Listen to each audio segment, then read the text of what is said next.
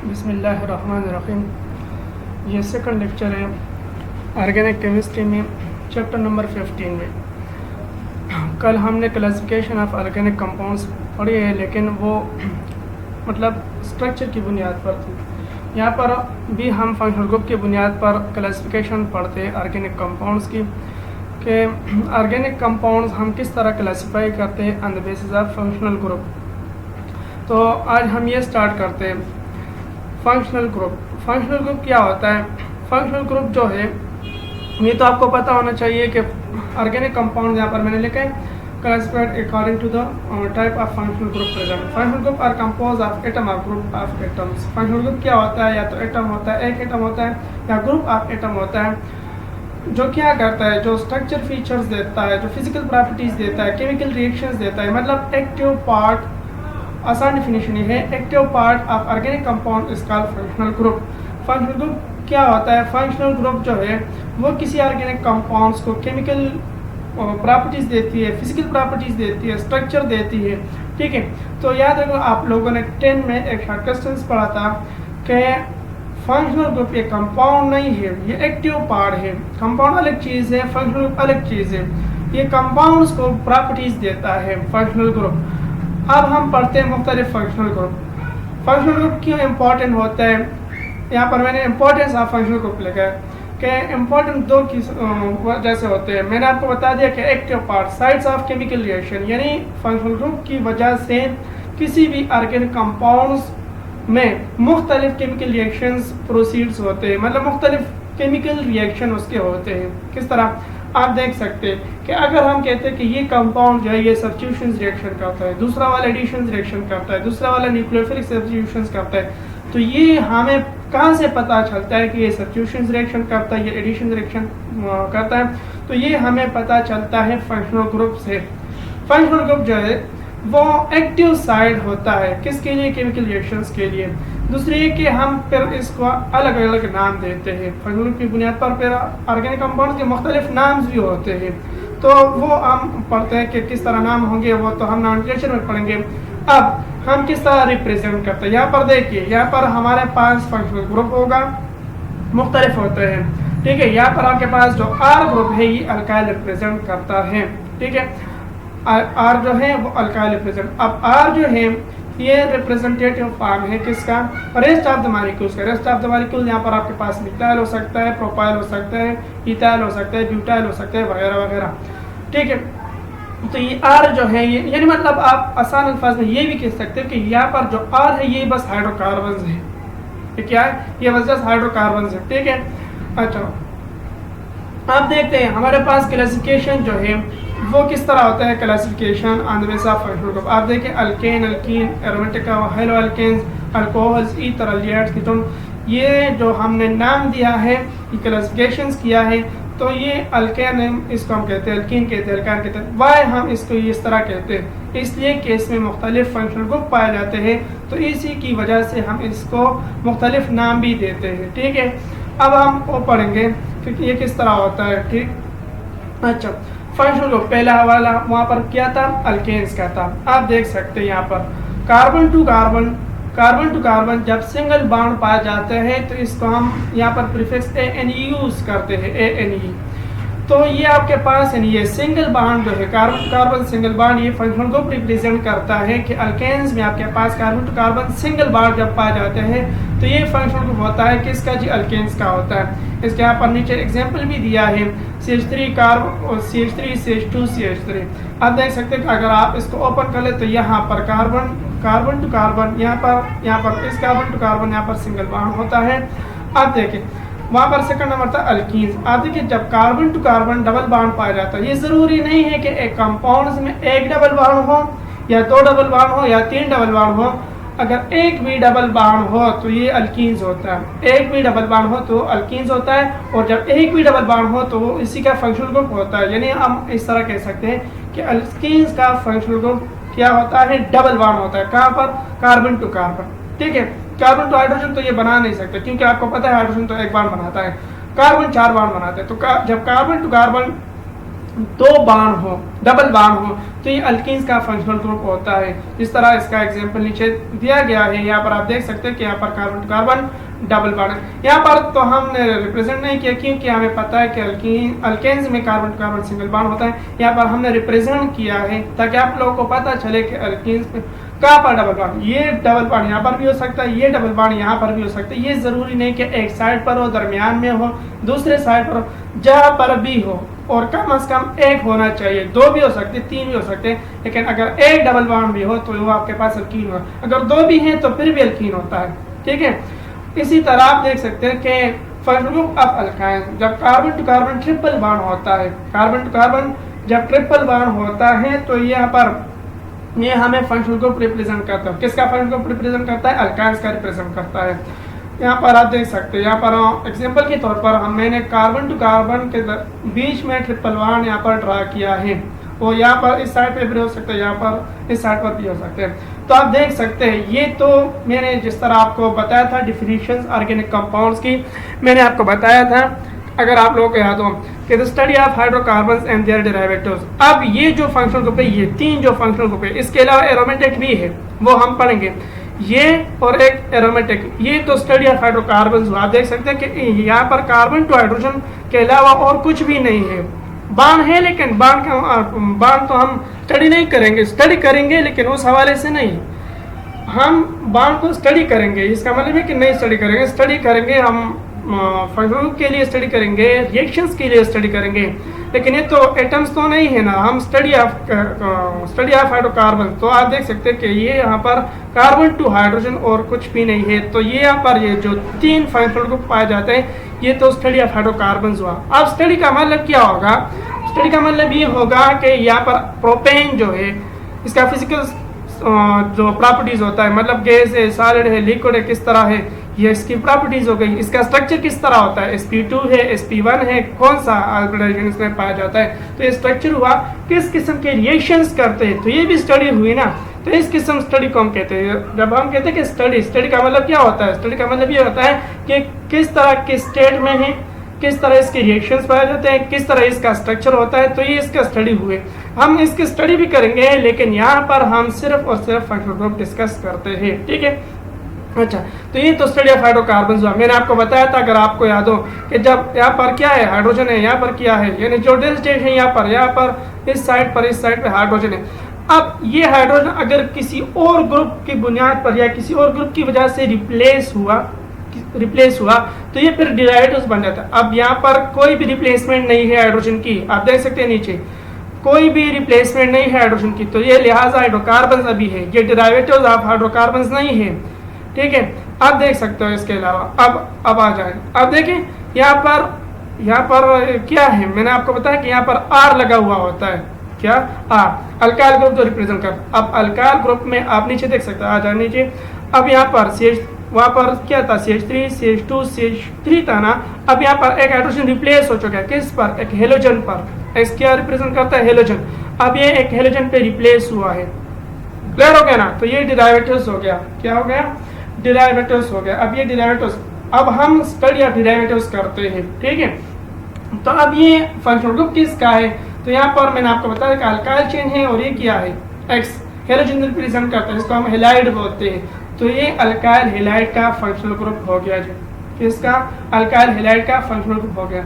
अब यहाँ पर आप जाए बेंजीन, मैंने आपको बताया कि बेंजीन बजाते खुद एक हाइड्रोकार्बन है, लेकिन अगर आप लोग क्या करते हो, यहाँ पर इथाइल बेंजीन लिखते हो, इथाइल बेंजीन, तो इथाइल क्या होता है, CH3 CH2 इथाइल होता है यहाँ पर, यानी एक कार्बन, ये दूसरा कार्बन, ये कार्बन जो है, ये कार्बन और ये कार्बन आपको कार्बन रिप्रेजेंट करते हैं। तो दो कार्बन के लिए हम इथाइल यूज करते हैं, और ये तो बेंजीन का स्ट्रक्चर हो गया जी। तो इसका नाम क्या होता है, इथाइल बेंजीन। तो ये बेंजीन या इथाइल बेंजीन, ये भी हाइड्रोकार्बन है, स्टडी ऑफ हाइड्रोकार्बन है, और ये डेरिवेटिव्स पानी, क्लियर हो गया। यानी अल्काइल हेलाइड का फंक्शनल ग्रुप किया है जब आर के साथ, या जब एक हाइड्रोजन रिप्लेस हो जाता है किस पर, अल्काइल ग्रुप पर। अल्काइल ग्रुप हमारा फ्लोरीन, ब्रोमीन एंड आयोडीन है, ठीक है। यानी अल्काइल हेलाइड का अल्काइल ग्रुप यहाँ पर, और ये आपके पास हेलोजन ग्रुप मौजूद है, तो ये लिहाजा क्या हो गया जी, अल्काइल हेलाइड फंक्शनल ग्रुप हो गया, और इसको आप याद करो, ठीक है। इसके बाद है फंक्शनल ग्रुप ऑफ अल्कोहल्स। यहाँ पर मैंने यहाँ पर किया है इस साइड पर, फिर अल्काइल ग्रुप अटैच है, मतलब ये जो हम डैश यहाँ पर जो डैश। अच्छा, अब देखें आपके पास ये है अल्कोहल्स का फंक्शनल ग्रुप। अल्कोहल्स का फंक्शनल ग्रुप जो है अल्कोहल, ये OH जो है ये OH, ये अल्कोहल्स का फंक्शनल ग्रुप है। यहाँ पर जो है इस साइड पे आपके पास अल्काइल ग्रुप, ये जो डैश हमने ड्रा किया है इस साइड पे, या ये वाला डैश या ये वाला डैश, ये क्या रिप्रेजेंट करते हैं? अल्काइल ग्रुप रिप्रेजेंट करता है। क्यों हमने नहीं लिखा? इसलिए हमने नहीं लिखा कि यहाँ पर एक कार्बन अल्काइल भी हो सकते हैं, 2 भी हो सकते हैं, 3 भी हो सकते हैं, लेकिन हम तो स्पेसिफाई नहीं करते। अल्कोहल्स तो आपके पास एक बड़ा क्लासिफिकेशन है, सिर्फ अल्कोहल्स नहीं, ईथर भी है इस तरह, तो हम इसको जनरलाइज फॉर्म लिखते हैं। नीचे आप देख सकते हैं, फिर हम एग्जांपल में इसको स्पेसिफाई कर लेते हैं, फिर मैं आपको बताऊंगा कि इसका नाम हम किस तरह देंगे, वो हम नॉमेनक्लेचर में पढ़ेंगे। लेकिन आप लोग यहाँ पर सिर्फ फंक्शनल ग्रुप याद करो कि ये किस चीज़ का फंक्शनल ग्रुप है और ये किस चीज़ का फंक्शनल ग्रुप है। OH फंक्शनल ग्रुप किसका हो गया जी? अल्कोहल्स का हो गया, जब यहाँ पर R अटैच हो तभी। क्यों? इसलिए कि ये OH फंक्शनल ग्रुप जो है ये फिनोल्स का भी है, लेकिन फिनोल्स का कब होगा? जब इस साइड पर जब आपके पास बेंजीन रिंग अगर अटैच हो, तो फिर ये फिनोल्स का फंक्शनल ग्रुप है। अब ये अल्कोहल्स का फंक्शनल ग्रुप है, यानी OH फंक्शनल ग्रुप 2 कंपाउंड्स का है। जब R के साथ OH अटैच हो तो अल्कोहल्स का है, जब बेंजीन के साथ OH अटैच हो तो अल्कोहल्स का होता है। क्लियर हो गया यहाँ तक? आप देख सकते हैं यहाँ पर नीचे एग्जाम्पल CH3, CH2, CH3। अगर आपको याद है ये CH3 था प्रीवियस स्लाइड में जब हम अल्केन्स पढ़ते हैं। अब यहाँ पर क्या है? CH3 की जगह CH2 आया है, वो तीसरा हाइड्रोजन कहाँ पर चला गया? वो रिप्लेस हो गया, किस पर रिप्लेस हो गया? OH पर। तो अब ये क्या हो गया? अब ये हो गया अल्कोहल्स। इसका स्पेसिफाई नाम क्या होगा? 1 2 3। तो 3 के लिए प्रोप इस्तेमाल करते हैं, आप लोगों ने ये 10 में पढ़ा है, तो इसका नाम प्रोपेनॉल होगा। नाम का टेंशन न ले, हम पढ़ेंगे एक एक का पढ़ेंगे, नॉमेनक्लेचर पढ़ेंगे, इसके लिए रूल्स पढ़ेंगे कि किस तरह होता है। लेकिन ये मैं पर सिर्फ एग्जांपल के तौर में बता रहा हूँ, आप सिर्फ और सिर्फ यहाँ पर फंक्शन याद करो। अच्छा, अब देख सकते हो, जब मैंने आपको बता दिया कि इस साइड पे अल्कोहल है, अब अगर ये एक हाइड्रोजन रिप्लेस हो गया, ये हाइड्रोजन भी रिप्लेस हो गया, किस पर? अल्काइल ग्रुप पर।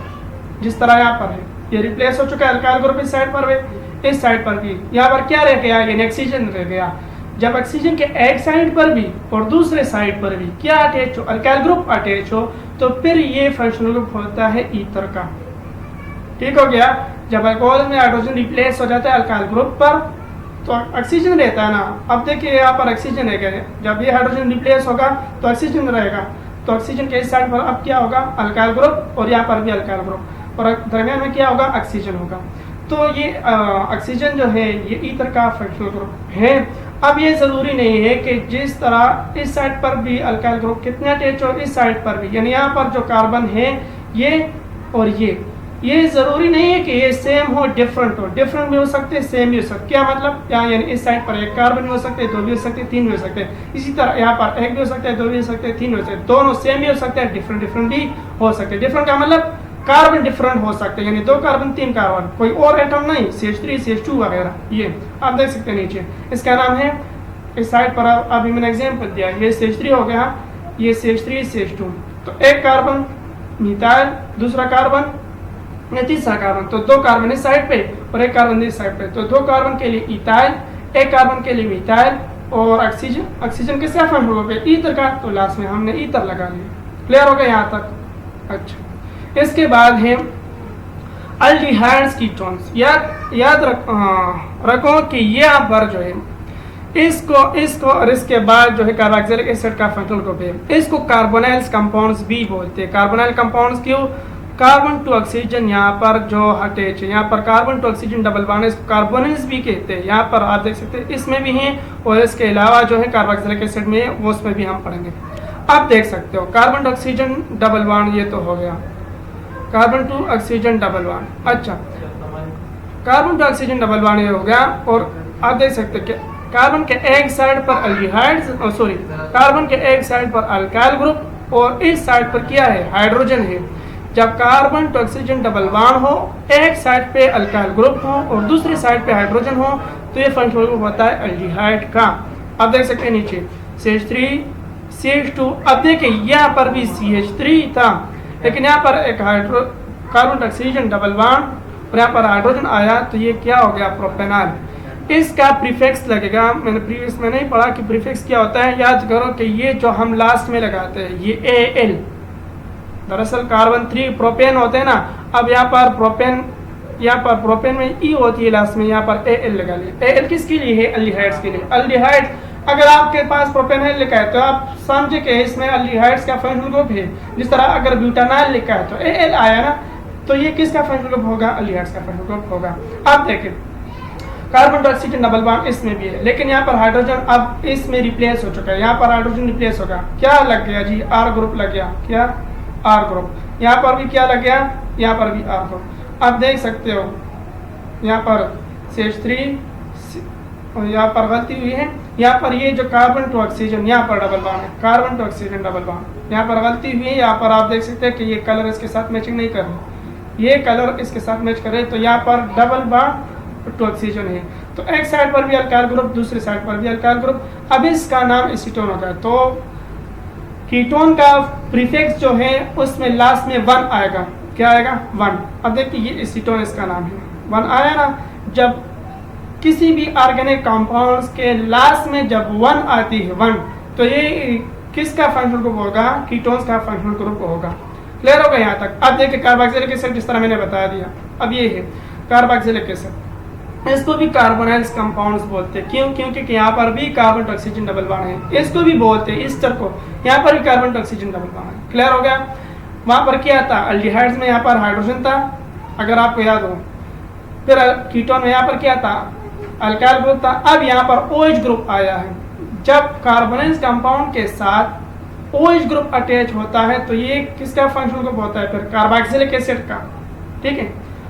अब देखिए CH3 CH2, यहाँ पर क्या था, CH3 था, लेकिन यहाँ पर रिप्लेसिंग हो चुकी है किसकी, यहाँ पर ऑक्सीजन है और फिर यहाँ पर OH भी है।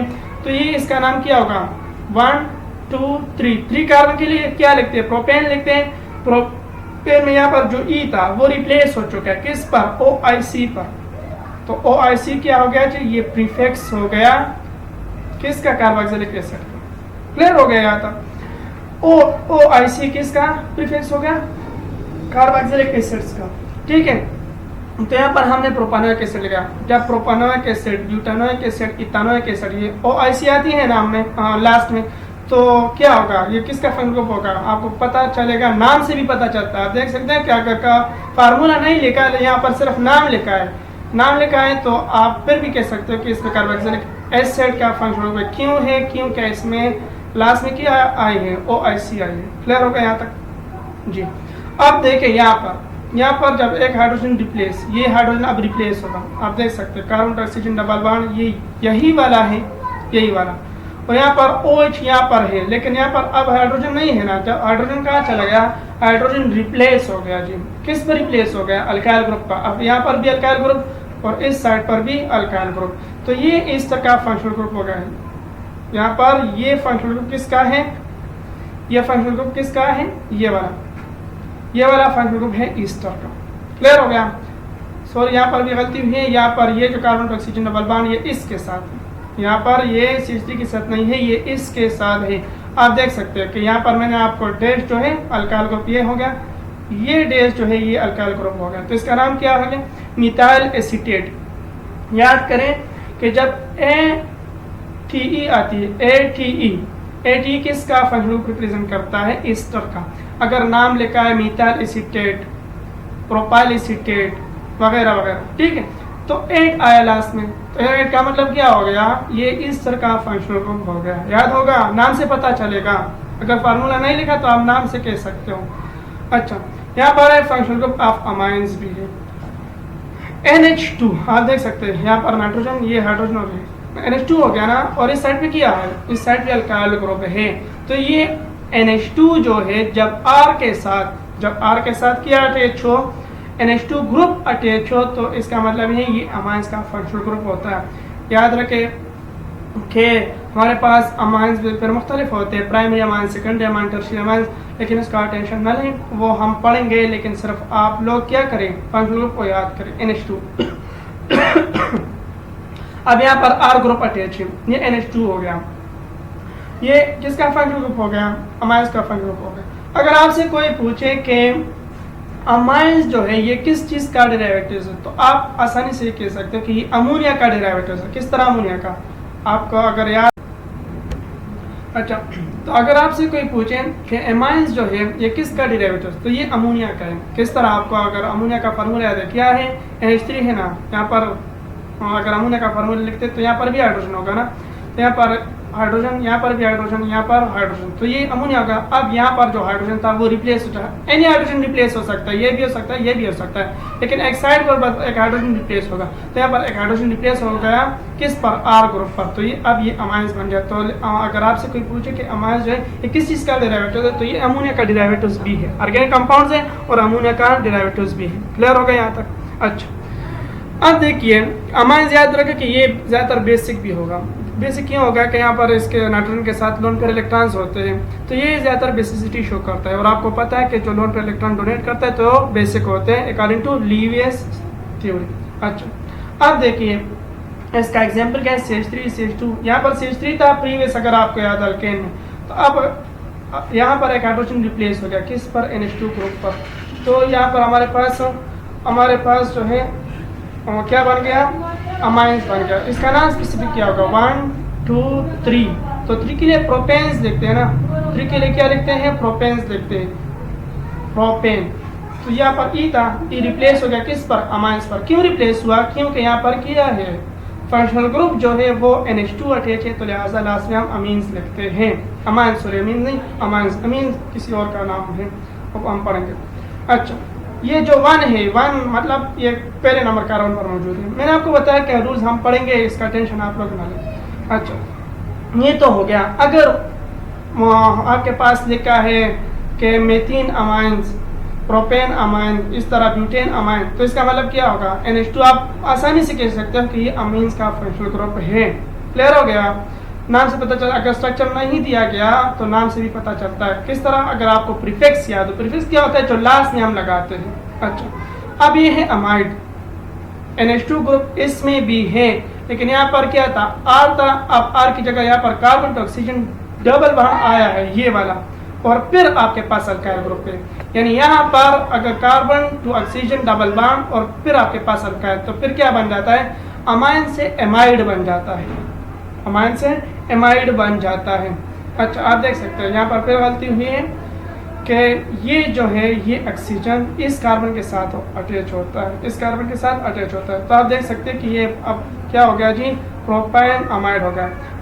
अब ऑर्गेनिक कंपाउंड अगर लास्ट में एमाइड वगैरह आता है तो आपके आसानी से कह सकते हो कि ये फंक्शनल ग्रुप किसका है, एमाइड्स का फंक्शनल ग्रुप है। क्लियर हो गया यहाँ तक? आप लोग जो है यहाँ पर नाम का टेंशन न ले, सिर्फ और सिर्फ ये ज़रूर याद करें कि ये फंक्शनल ग्रुप किस चीज़ का है, इसके ऊपर प्रैक्टिस करें ताकि आप लोगों को याद हो जाए।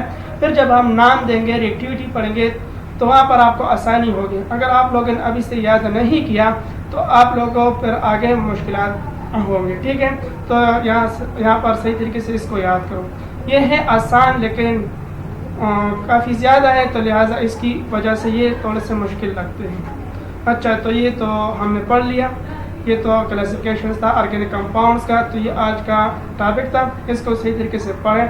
नेक्स्ट जो हमारा टॉपिक होगा इंशाल्लाह उसमें मेरे ख्याल में चैप्टर भी ख़त्म हो जाएगा। ये तीन लेक्चर में चैप्टर ख़त्म हो जाएगा। ये शॉर्ट चैप्टर था, इसके बाद जो चैप्टर है वो काफ़ी लेंथी चैप्टर है, लेकिन है आसान, सब आसान है। ऑर्गेनिक केमिस्ट्री है और ये बहुत ज़्यादा आसान है, लेकिन आपको फंक्शनल ग्रुप अगर आप बोल गए फंक्शनल ग्रुप एक बार, तो याद रखो कि आप ऑर्गेनिक कंपाउंड्स या ऑर्गेनिक केमिस्ट्री सही तरीके से नहीं पढ़ सकते, फिर आपको मुश्किलात होंगे। तो लिहाजा ये आज का टॉपिक शॉर्ट टॉपिक है, आसान है, ठीक है, लेकिन ये आपका जो आने वाले चैप्टर है उसको आसान भी बना सकते हैं और मुश्किल भी बना सकते हैं। अगर आप लोगों ने याद किया तो आसान होगा, अगर आप लोगों ने याद नहीं किया तो आपके लिए बहुत काफ़ी ज़्यादा मुश्किलात होंगे। ठीक है, क्लियर हो गया?